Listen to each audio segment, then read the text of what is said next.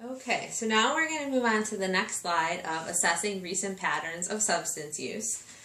If the previous criteria that we just spoke about are met, we're going to now assess from multiple sources using multiple methods. So we want to assess the type of substance that the youth is using, the frequency and intensity, and the duration of the use. So we're going to look for any signs of physical addiction and or negative impact on health due to use. We're also going to look at this across all systems. So we're going to look at the peer, family, school, and community, as well as individual systems as we're making our assessment.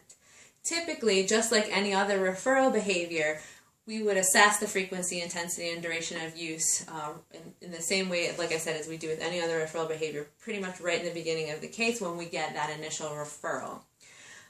When it is known that the youth has engaged in substance use, but we're unsure about the severity of the use or the effects are not really well known, we have an assessment form that we can use called the Client Substance Use Index short form, and that is handout number 1 on the next page in your handouts. This is an optional tool that you can use in combination with some of your other assessment methods to better gauge the severity of the youth's substance use.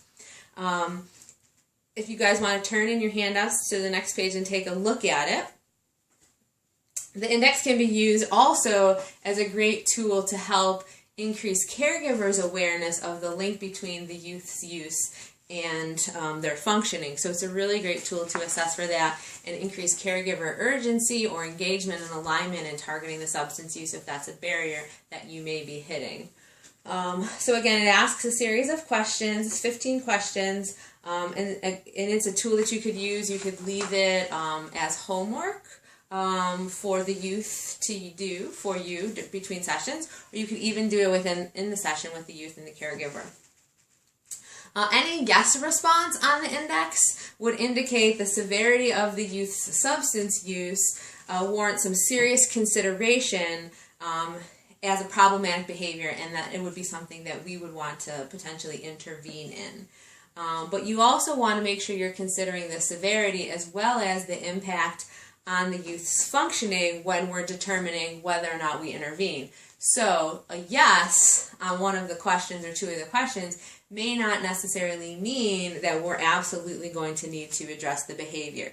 So you really want to make sure you're taking the yes answers and again looking at how is this substance use impacting the youth's functioning overall. Any questions? Great.